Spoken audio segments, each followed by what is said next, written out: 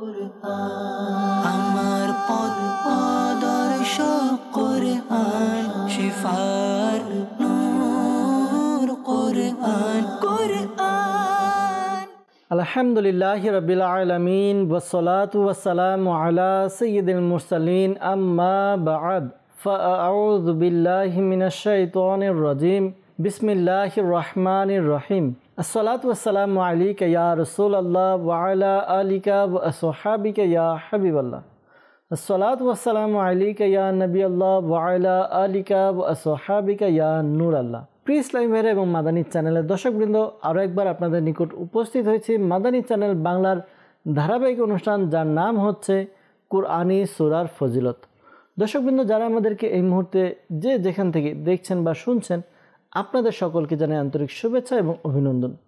আপনারা অবগত আছেন, এই অনুষ্ঠানে আমরা চেষ্টা করি প্রতিটি পর্বে কুরআনুল কারীম ফুরকানুল হামিদ এর বিভিন্ন সূরা নিয়ে আলোচনা করার জন্য। বিভিন্ন সূরার অবতীর্ণের স্থান এবং এই সূরার মধ্যে কয়টি আয়াত ও রুকু রয়েছে, এই সূরার আলোচ্য বিষয় কি, এই সূরার নামকরণের ইতিহাস কি, এই সম্পর্কে আমরা আলোচনা করে থাকি। বিশেষ করে গত পর্বে আমরা কোরআনে পাকের দুইটি সূরা নিয়ে আলোচনা করেছি, সূরা হামিম সিজদা এবং সূরা শুরা নিয়ে। আজকের অনুষ্ঠানে আমরা দুইটি সূরা নিয়ে আলোচনা করব ইনশাআল্লাহ তাআলা। কোন কোন সূরা নিয়ে আলোচনা করব তাও আপনাদের সাথে শেয়ার করব, জানাবো। দর্শক, আসুন আমরা অনুষ্ঠানের শুরুতেই আমাদের প্রিয় নবী রসুল আরবি সরকারে দো আলম সাল্লাল্লাহু তাআলা আলাইহি ওয়া সাল্লামের উপর দুরূদে পাক পাঠ করার ফজিলত সম্বলিত হাদিসে মুবারাকা শ্রবণ করি। রাহমাতুল আলামিন শফিল মুজনিবিন রসুল করিম রাউফুর রহিম আল্লাহ তাআলার সর্বশেষ নবী সাল্লাল্লাহু তাআলা আলাইহি ওয়া সাল্লাম ইরশাদ ফরমান, যে ব্যক্তি আমার উপর একবার দুরূদে পাক পাঠ করে আল্লাহ তাআলা তার উপর 10টি রহমত প্রেরণ করেন। সুবহানাল্লাহ, সুবহানাল্লাহ। চমৎকার একটি আমল। আল্লাহ তাআলার রহমত পেতে চাই, দুরূদে পাক পাঠ করি। দুরূদে পাক এমন একটি আমল, যে আমল করার দ্বারা বান্দার বালা মুসিবত দূর হয়, পেরেশানি দূর হয়, বিপদ আপদ দূর হয়, বান্দার আমল নামায় নেকি লেখা হয়, বান্দার গুনাহকে মুছে দেওয়া হয়, বান্দার প্রয়োজনকে পূরণ করে দেওয়া হয়, চাহিদা পূরণ করে দেওয়া হয়, বান্দার পদমর্যাদাও বৃদ্ধি পায়। আলহামদুলিল্লাহ, একটি আমল করার কতগুলো ফজিলত দর্শকবৃন্দ হবে না কেন? দুরূদে পাক কার উপর? আমার নবীর উপর, নবী সাল্লাল্লাহু আলাইহি ওয়াসাল্লাম, আল্লাহ তাআলার মাহবুব সাল্লাল্লাহু আলাইহি ওয়াসাল্লামের উপর। তো আমাদের উচিত আমরা যেন এই রহমত বরকতগুলো লুফে নিই, নেকিগুলো লুফে নিই, নিজের গুনাহকে মুছিয়ে নিই, পদমর্যাদাকে বৃদ্ধি করে নিই। কিভাবে? দুরূদে পাক পাঠের মাধ্যমে। সময় কম, ফজিলত বেশি, অর্থাৎ অল্প সময়ে অনেকগুলো ফজিলত পাওয়া যায়। তো কি করতে হবে? দুরূদে পাক পাঠ করতে হবে। নিয়ত করি আসুন যে আমরা ইনশাআল্লাহ তাআলা নিজের সময়কে বাঁচিয়ে, অর্থাৎ অন্যান্য কাজ থেকে সময়কে বাঁচিয়ে আমরা কি করব? দুরূদে পাক পাঠ করব। দুরূদে পাক চমৎকার আমল। এজন্য আমরা নিজের সময়কে, রুটিনকে ভাগ করে নিই, যে সকালে আমি ঘুম থেকে উঠে এতবার দুরূদে পাক পাঠ করব, দুপুরে খাবার খাওয়ার আগে বা নামাজের সময় আমি নামাজের আগে পরে, এভাবে যদি আমরা মিল করে একটা রুটিন বানিয়ে নিই, ইনশাআল্লাহ তাআলা দেখব আমরা সারাদিনে অনেকগুলো দুরূদে পাক পাঠ করতে পারবো ইনশাআল্লাহ আজ্জা ওয়া জাল। আসুন আমরা আমাদের এই অনুষ্ঠানের বরকতের জন্য একবার দুরূদে পাক পাঠ করি। সাল্লু আলাল হাবিব সাল্লাল্লাহু তাআলা আলা মুহাম্মদ সাল্লাল্লাহু আলাইহি ওয়াসাল্লাম। দর্শকবৃন্দ, আপনারা দেখছেন অনুষ্ঠান কুরআনী সূরার ফজিলত। এই অনুষ্ঠানের মধ্যে আমরা চেষ্টা করি ধারাবাহিকভাবে এক একটি সূরার ফজিলত, এক একটি সূরার বিষয়ে বিভিন্ন আলোচনা করার জন্য, বিভিন্ন তথ্য উপাত্ত আমরা জানার চেষ্টা করি। আজকে আমাদের আলোচ্য সূরাগুলো, অর্থাৎ আজকে আমরা দুইটি সূরা নিয়ে আলোচনা করব। এর মধ্যে একটি হচ্ছে সূরা যুখরুফ, আরেকটি তার নাম হচ্ছে সূরা দুখান। এই দুইটি সূরা নিয়ে আমরা আলোচনা করার চেষ্টা করব ইনশাআল্লাহ আজ্জা ওয়া জাল।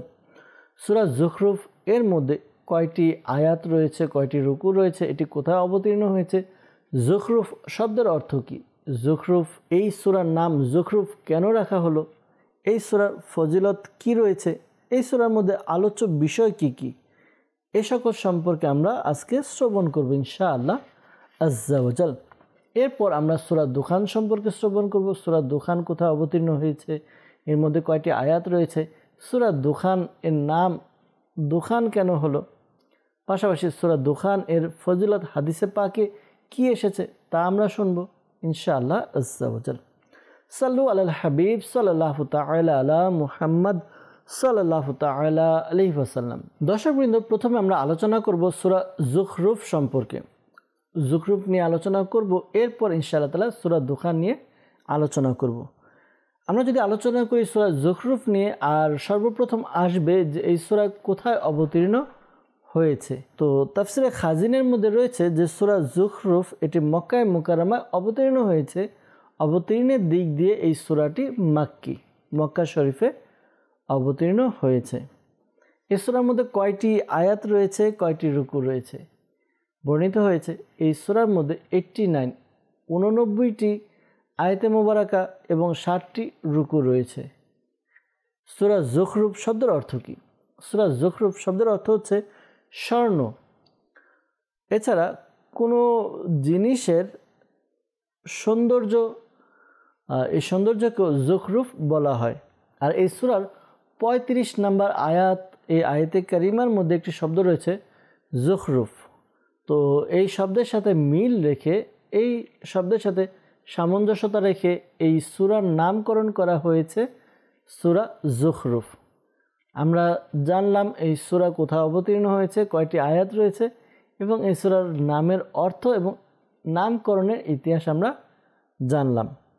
আমরা এখন আলোচনা করব এই সূরার মধ্যে যে বিষয়গুলো আলোচনা করা হয়েছে, যে আয়াতে কারিমাগুলো রয়েছে 89টি আয়াত, এই 89টি আয়াতে কোন কোন বিষয় নিয়ে আলোচনা হয়েছে সে সম্পর্কে শ্রবণ করব।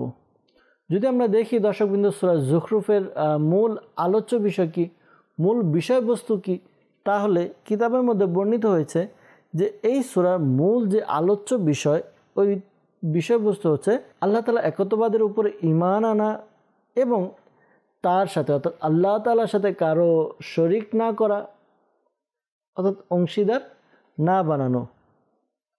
পাশাপাশি হুজুরে পুরনূর সাল্লাল্লাহু তাআলা আলাইহি ওয়াসাল্লামের আল্লাহ তাআলার রসুল হওয়া এই ব্যাপারে এবং কুরআনে মাজিদ আল্লাহ তাআলার কালাম, এ সকল বিষয়ে এই সূরার মধ্যে আলোচনা করা হয়েছে। পাশাপাশি কিয়ামতের দিন মৃতকে আবার পুনরায় জীবিত করা এবং মানুষের আমলের প্রতিদান, শাস্তি অথবা শান্তি, যাই বলি, আযাব অথবা তাদের যে শান্তি, তাদের যেই পুরস্কার নিয়ামত রয়েছে, এই বিষয় সম্পর্কে আলোচনা করা হয়েছে।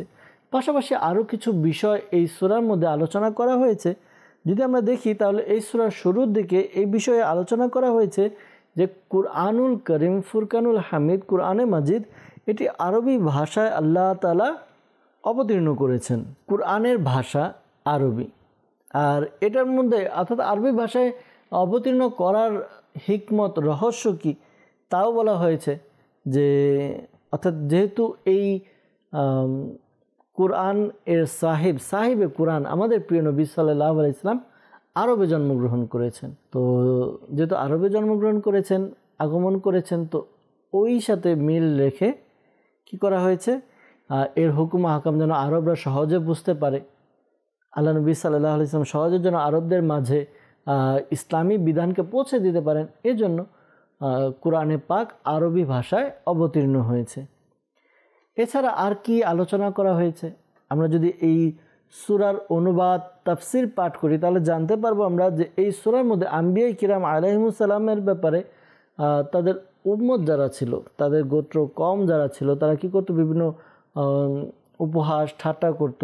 তো এই উপহাস যারা করত, পূর্ববর্তী উম্মত, তাদের যে পরিণতি হয়েছিল, এই পরিণতি আল্লাহ তাআলা এই সূরার মধ্যে বর্ণনা করে নিজ প্রিয় মাহবুব, স্বীয় মাহবুব সাল্লাল্লাহু আলাইহি ওয়াসাল্লামকে কাফিরদের পক্ষ থেকে যে অত্যাচার আসতো, কাফিরদের পক্ষ থেকে যে নির্যাতন, কষ্ট আসতো, এই ব্যাপারে সান্ত্বনা দিয়েছেন যে অন্যান্য আম্বিয়া কিরাম, তাদের উম্মতরাও তাদেরকে কি করেছে, কষ্ট দিয়েছে, হে রাসূল আপনার কাছে এসেছে।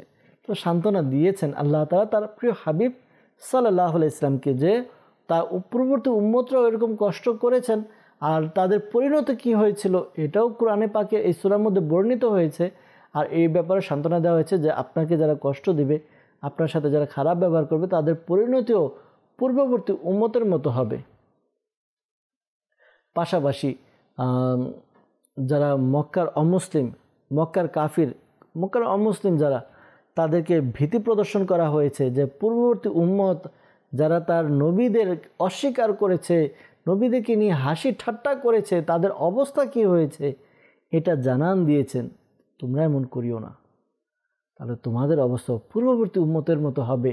তাদের যে পরিণতি হয়েছিল, তাদেরকে ধ্বংস করা হয়েছিল, তোমাদের অবস্থাও সেম হবে। এই ব্যাপারে বর্ণনা করা হয়েছে।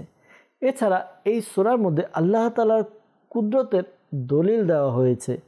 আর কিছু বিষয় বর্ণনা করা হয়েছে যে আল্লাহ তাআলার কুদরতের ব্যাপারে। আর এটাও বলা হয়েছে যে যারা অমুসলিম, কাফির, অমুসলিমদের অজ্ঞতা, তাদের বেয়াকুফি, মূর্খতা এমন ছিল যে তারা আল্লাহ তাআলাকে নিজের সৃষ্টিকর্তা মানে, নিজের সৃষ্টিকর্তা আল্লাহ তাআলাকে মানার পরেও তারা কি করে, মিথ্যা বাতিল মাবুদের কি করে, উপাসনা ইবাদত করত। তো তারা কেমন অজ্ঞ মূর্খ, আল্লাহ তাআলাকে তারা খালিক মানে, কিন্তু তারা গিয়ে উপাসনা ইবাদত করতো কার, বাতিল মাবুদের। তো এই ব্যাপারে আলোচনা এসেছে যে তারা কেমন মূর্খ। পাশাপাশি যারা মক্কার কাফির, মক্কার অমুসলিম ছিল, তারা কি করত, ফেরেশতার ইবাদত করত। আর তারা এটা মনে প্রাণে বিশ্বাস করত যে ফেরেশতারা হচ্ছে আল্লাহ তাআলার কন্যা। তারা আল্লাহ তাআলার কন্যা হিসেবে তারা নিজেদের মধ্যেই করে নিয়েছে যে ফেরেশতারা হচ্ছে আল্লাহ তাআলার কন্যা। তো তারা কি করত, ফেরেশতাদের ইবাদত করত। কিন্তু আল্লাহ তাআলা এই সূরার মধ্যে ওই বিষয়গুলো বর্ণনা করেছেন যে তাদের অবস্থা কেমন, একটু হাসি পাওয়ার মতো। যে তারা নিজেদের যখন নিজেদের মধ্যে যদি কন্যা সন্তান জন্মগ্রহণ করত, যদি কেউ সংবাদ দিত, হে অমুক তোমার ঘরে কন্যা সন্তান জন্ম নিয়েছে, তাহলে তাদের চেহারা কি হতো, কালো হয়ে যেত, মলিন হয়ে যেত, একেবারে মানে মুখ একদম অন্ধকার হয়ে যেত। মানে কন্যা সন্তানকে অপয়া এবং অবলা করা হতো। আর তারাই কি করত, আল্লাহ তাআলা কন্যা মানত ফেরেশতাদেরকে এবং তাদের ইবাদত করত। এই যে অবস্থা ছিল ওই মক্কার কাফির, মক্কার অমুসলিমদের। তো তাদের মানে এই বিষয়টা তারা আকলিভাবে বা কোনোভাবে যুক্তি দিতে পারে না। তাদের পূর্ববর্তী বাপ দাদা যারা ছিল তারাও এইভাবে করে এসেছে, তারাও করছে, কিন্তু এর কোনো যুক্তি নেই, কোনো দলিল নেই, না আকলি আছে না নকলি আছে, না কিতাবের মধ্যে আছে, না মানে বুদ্ধি, এগুলো বুঝে আসে না। নিজেদের ঘরে কন্যা হলে নিজেদের মুখ কালো থাকতো, কিন্তু ফেরেশতাদের ইবাদত করতো। তো এই পুরো বিষয়গুলো এই কোরআনে পাকের এই সূরা যুখরুফের মধ্যে বর্ণিত হয়েছে। পাশাপাশি এই সূরার মধ্যে হযরত ইব্রাহিম আলাইহিস সালাম এবং তার কওম, হযরত মুসা আলাইহিস সালাম এবং তার কওম, এবং হযরত ঈসা আলাইহিস সালাম এর যে কওম ছিল তাদের ঘটনা বর্ণনা করা হয়েছে। কেন বর্ণনা করা হয়েছে? এজন্য বর্ণনা করা হয়েছে যেন মক্কার কাফির যারা, মক্কার অমুসলিম যারা রয়েছে, তারাও নিজেদের আমল, কার্যক্রম এবং ফলাফল সম্পর্কে কি করতে পারে, শিক্ষা গ্রহণ করতে পারে।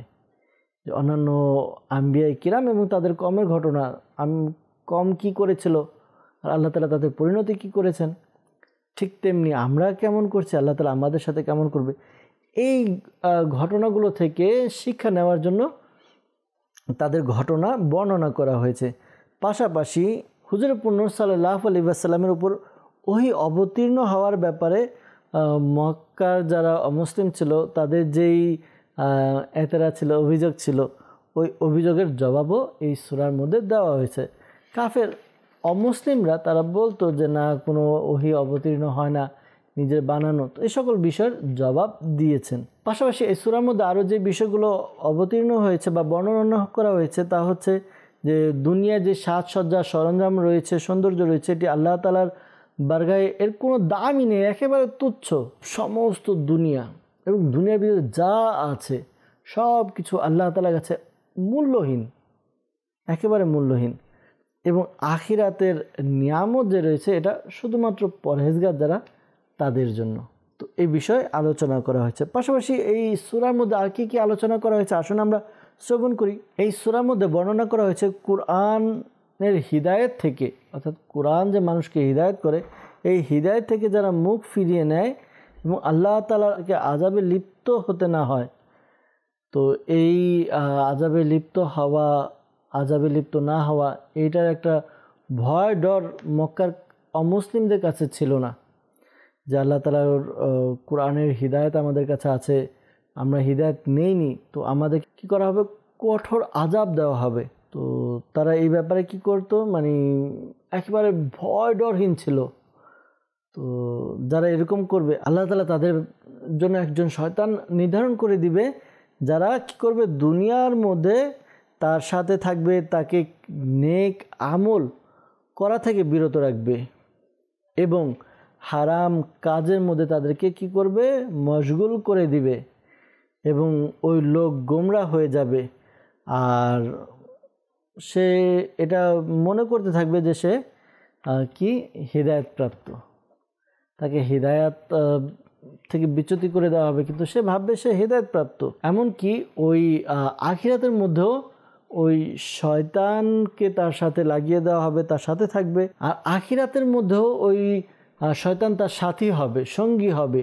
আর তখন সে ওই শয়তান আফসোস করবে, সে নিজে নিজে আফসোস প্রকাশ করবে, কিন্তু তার কোনো উপকার হবে না, কাজ হবে না। তো এছাড়া আরও যে কিছু বিষয় বর্ণনা করা হয়েছে এই সূরার মধ্যে, মক্কার যে অমুসলিম ছিল তারা ঈমান আনবে না আল্লাহ নবী সাল্লাল্লাহু আলাইহি ওয়াসাল্লামের উপরে। তো এই ব্যাপারেও আল্লাহ নবী সাল্লাল্লাহু আলাইহি ওয়াসাল্লামকে আল্লাহ তাআলা সান্ত্বনা দিয়েছেন। কীভাবে সান্ত্বনা দিয়েছেন, যে মক্কার অমুসলিমরা ঈমান আনে না, অনেকে অমুসলিম যারা এরা ঈমান আনেনি, তো আল্লাহ নবী সাল্লাল্লাহু আলাইহি ওয়াসাল্লামকে আল্লাহ তাআলা সান্ত্বনা দিয়েছেন। কীভাবে সান্ত্বনা দিয়েছেন, এভাবে বলা হয়েছে যে এই লোকরা তারা হচ্ছে বধির, তারা অন্ধ, যে কারণে তারা ঈমান আনছে না। আর তারা নিজেরা এমন ষড়যন্ত্রের মধ্যে পড়ে রয়েছে, তো আপনি এদিকে না গিয়ে আপনি কোরআনকে মজবুতির সাথে আঁকড়ে ধরুন এবং এর হুকুম আহকাম বিধিবিধান পৌঁছাতে থাকুন, আমল করতে থাকুন। তো এ ব্যাপারে সান্ত্বনা দেওয়া হয়েছে যে যারা ঈমান না আনে তাদের ব্যাপারে আপনি চিন্তিত হয়েন না, এ ব্যাপারে সান্ত্বনা দেওয়া হয়েছে। পাশাপাশি এই সূরার শেষের দিকে নবী করিম সাল্লাল্লাহু আলাইহি ওয়াসাল্লামের বিরুদ্ধে অনেকে যারা মক্কার অমুসলিম ছিল বিভিন্ন ষড়যন্ত্র করেছে, এটার আলোচনা এসেছে। এছাড়া এ ব্যাপারে বলা হয়েছে যারা মুত্তাকি মুসলমান রয়েছে তাদের ব্যতীত অন্যান্য যে মানুষ রয়েছে তারা কিয়ামতের দিন একে অপরের দুশমন হয়ে যাবে। আর যারা ফরমাবরদার মুসলমান হবে তারা ওই দিন একেবারে টেনশন ছাড়া নিশ্চিন্তে থাকবে, আর তারা নেক আমলের সদকায় জান্নাতে পৌঁছে যাবে। জান্নাতের আজিমুশান শওকত নিয়ামত এগুলো তারা পাবে। এবং যারা কাফির হবে, অমুসলিম যারা, তারা সর্বদার জন্য জাহান্নামে যাবে এবং জাহান্নামের আযাব ভোগ করবে। জাহান্নামের মধ্যে গিয়ে তারা চিৎকার চেঁচামেচি করবে। এ গেল দর্শকবৃন্দ আমাদের সূরা যুখরুফের মধ্যে যেই আলোচ্য বিষয় রয়েছে। আল্লাহ তাআলা আমাদেরকে এগুলো থেকে শিক্ষা গ্রহণ করার তৌফিক দান করুক। আমরা আলোচনা করব সূরা দুখান নিয়ে। সূরা দুখান কোথাও অবতীর্ণ হয়েছে, সূরা দুখান এর মধ্যে কয়টি আয়াত রয়েছে, সূরা দুখানে এই শব্দের অর্থ কী, আর এর নামকরণের ইতিহাস কী, এরপর ফজিলত শুনবো এবং এর আলোচ্য বিষয় শ্রবণ করব। সাল্লু আলাল হাবিব সাল্লাল্লাহু তাআলা আলা মুহাম্মদ সাল্লাল্লাহু আলাইহি ওয়াসাল্লাম। দর্শকবৃন্দ, সূরা দুখান এটি অবতীর্ণের দিক দিয়ে মাক্কি, অর্থাৎ মক্কা মুকাররমায় এই সূরা দুখান অবতীর্ণ হয়েছে, যা আমরা জানতে পাই তাফসিরে খাজিন থেকে। তাফসিরে খাজিনের মধ্যে ব্যাপারে বর্ণিত হয়েছে যে সূরা দুখান মক্কা মুকাররমায় অবতীর্ণ হয়েছে। আর সূরা দুখানের মধ্যে আয়াত সংখ্যা হচ্ছে 59, 59টি আয়াত এবং 3টি রুকু রয়েছে সূরা দুখানের। সূরা দুখানের নামকরণের কারণ কি? সূরা দুখান আরবিতে ধোঁয়াকে দুখান বলা হয়, আর এই সূরার আয়াত নাম্বার 10-এর মধ্যে ধোঁয়ার আলোচনা এসেছে, আর এর সাথে সম্পর্ক রেখেই এই সূরার নামকরণ করা হয়েছে সূরা দুখান। আমরা জানলাম সূরা দুখান কেন দুখান বলা হয়। তো আসুন আমরা সূরা দুখানের কয়েকটি ফজিলত শ্রবণ করি। হযরত আবু হুরায়রা রাদিয়াল্লাহু তাআলা আনহু থেকে বর্ণিত, তাজেদারে রিসালাত সাল্লাল্লাহু আলাইহি ওয়াসাল্লাম ইরশাদ করেন, যে ব্যক্তি রাতের বেলায় সূরা হামিম দুখান এর তিলাওয়াত করবে সে এই অবস্থায় সকাল করবে যে তার জন্য ৭০,০০০ ফেরেশতা মাগফিরাতের দোয়া করতে থাকবে। সুবহানাল্লাহ, সুবহানাল্লাহ। দর্শকবৃন্দ, আরেকটি হাদিসে মোবারকার মধ্যে এসেছে, তিরমিজি শরীফের মধ্যে, হযরত আবু হুরায়রা রাদিয়াল্লাহু তাআলা আনহু থেকে বর্ণিত, রাসূল করিম রাউফুর রহিম সাল্লাল্লাহু আলাইহি ওয়াসাল্লাম ইরশাদ করেন, যে ব্যক্তি জুমার রাতে অর্থাৎ বৃহস্পতিবার দিবাগত রাতে সূরা হামিম দুখান পাঠ করবে তাকে ক্ষমা করে দেয়া হবে। সুবহানাল্লাহ। মুজামুল কবিরের মধ্যে বর্ণিত হয়েছে, হযরত আবু উমামা রাদিয়াল্লাহু তাআলা আনহু থেকে বর্ণিত, হুজুরপুর নূর সাল্লাল্লাহু আলাইহি ওয়াসাল্লাম ইরশাদ করেন, যে ব্যক্তি জুমার রাতে অথবা জুমার দিনে, জুমার রাত বলতে এখানে বোঝার বিষয় রয়েছে বৃহস্পতিবার দিবাগত রাতকে জুমার রাত বলা হয়, কেননা ইসলামের মধ্যে আমাদের যেটা আমরা দিন তারিখ গণনা করি আরবি, তো প্রথমে রাত আসে এরপর দিন আসে। তো সেক্ষেত্রে বৃহস্পতিবার দিবাগত রাত এটা হচ্ছে জুমার রাত, আর বৃহস্পতিবার দিন। তো জুমার রাত অথবা জুমার দিন যে ব্যক্তি সূরা হামিম দুখান পড়বে তো আল্লাহ তাআলা তার জন্য জান্নাতে একটি ঘর নির্মাণ করবেন। সুবহানাল্লাহ। কত ফজিলত, চমৎকার ফজিলত সূরা দুখানের। দর্শকবৃন্দ, আমরা শুনলাম, আসুন আমরা শুনবো সূরা দুখানের মধ্যে কি কি বিষয় আলোচনা করা হয়েছে, এর আলোচ্য বিষয়বস্তু কি কি। এই সূরা মূল যে আলোচ্য বিষয় তা হচ্ছে তৌহিদ এবং রিসালাত, মৃত্যুর পর পুনরায় জীবিত হওয়া এবং আমাদের কৃতকর্ম অর্থাৎ আমলের প্রতিদান, তা হোক ভালো বা মন্দ, এই ব্যাপারে আলোচনা করা হয়েছে। পাশাপাশি এই সূরার শুরুর দিকে এই বিষয় বর্ণনা করা হয়েছে যে আল্লাহ তাআলা কোরআনে পাককে সবে কদরে অবতীর্ণ করেছেন, আর ওই রাতে আল্লাহ তাআলার হুকুমে, আল্লাহ তাআলার নির্দেশে সকল যে গুরুত্বপূর্ণ কাজ সেগুলো ফেরেশতাদের মাঝে বন্টন করে দেওয়া হয়েছে যে কোন ফেরেশতা কী কাজ করবে। এবং এই ব্যাপারেও বর্ণনা করা হয়েছে যে যারা অমুসলিম, মক্কার অমুসলিম যারা, তারা কোরআনে মাজিদের ব্যাপারে সন্দেহ করবে যে আসলে কি কোরআনে মাজিদ আমাদের হিদায়তের জন্য কিনা, কোরআনে মাজিদে কী করলে আমল করব কি করব না, বিভিন্ন রকম সন্দেহের মধ্যে তারা আছে। আর এর কারণে তারা ঈমান আনে না, ঈমান কবুল করে না তারা। আর তাদের অবস্থা এমন হবে যে তাদেরকে আযাব দেওয়া হবে। আর আযাব, তাদের অবস্থা বর্ণনা করা হয়েছে, সূরার মধ্যে আলোচনা করা হয়েছে এভাবে যে তাদেরকে এই যে ঈমান না আনার কারণে যে তাদেরকে আযাব দেওয়া হবে, এই আযাব তখন তো তারা চিৎকার চেঁচামেচি করবে, তারা করবে। এরপর যখন তাদেরকে আযাব থেকে দূরে রাখা হবে তখন তারা আবার নিজেরা আগের মতো হবে, কেননা তারা পরিবর্তন হবে না। এটার কারণ হিসাবে এই সূরার মধ্যে আলোচনা হয়েছে যে মক্কার অমুসলিমরা প্রিয় নবী সাল্লাল্লাহু আলাইহি ওয়াসাল্লামের মুজিজা নিজ চোখে দেখেও তারা ঈমান আনেনি। তো তাদের অবস্থা তো এমনই হবে যে তাদেরকে আযাব থেকে যদি দূরে রাখে তারা আবার আগের মতো হয়ে যাবে। তো ঠিক তেমনি অন্যান্য অর্থাৎ পূর্ববর্তী উম্মত যারা ছিল, পূর্ববর্তী কম যারা ছিল, তাদের ঘটনাও বর্ণনা করে কোরআনে পাকে তাদেরকে বোঝানো হয়েছে। বিশেষ করে মুসা আলাইহিস সালাম এবং ফিরআউনের ঘটনা বর্ণনা করা হয়েছে, ফিরআউন এবং তার সাথীদের কী অবস্থা হয়েছে, এগুলো তাদেরকে জানানোর পরও তারা পরিবর্তন হয়নি। তো তারা আর কী পরিবর্তন হবে, এই অবস্থা, তাদের অবস্থাটির ব্যাপারে আলোচনা করা হয়েছে। পাশাপাশি এই সূরার মধ্যে এই বিষয়টি আলোচনা করা হয়েছে যে মক্কার অমুসলিমরা মৃত্যুর পর পুনরায় জীবিত হওয়ার ব্যাপারে তারা অস্বীকার করত। আর তাদের এক বাদশাহ ছিল, ওই বাদশাহ তার কম এবং তার পূর্ববর্তী কমদের, যেমন মনে করেন আদ গোত্র এবং সামুদ গোত্র, আমরা নাম শুনেছি আদ এবং সামুদ গোত্র, তাদের পরিণতি বর্ণনা করে এই ব্যাপারে রদ করা হয়েছে, খণ্ডন করা হয়েছে যে না, এই যে অমুসলিমরা, মক্কার অমুসলিম যারা ছিল তারা যে এই ব্যাপারে বলতো যে তারা মৃত্যুর পর পুনরায় জীবিত হওয়া, এটাকে বিশ্বাস করতো না, অস্বীকার করত। তাদের ঘটনা বর্ণনা করে এই তাদের ঘটনা এবং তাদের পরিণতি উল্লেখ করে এই ব্যাপারে খণ্ডন করা হয়েছে। পাশাপাশি মক্কার অমুসলিমদের সামনে কিয়ামতের দিনের যে ভয়াবহতা হবে সে চিত্র তুলে ধরা হয়েছে এবং ওই দিন যে হিসাব কিতাব করা হবে আর হিসাব কিতাবের পরিপ্রেক্ষিতে আযাব দেওয়া হবে, জাহান্নামী খাবার জাক্কুম, আমরা অনেকে শুনেছি জাক্কুম ফল খাওয়ানো হবে।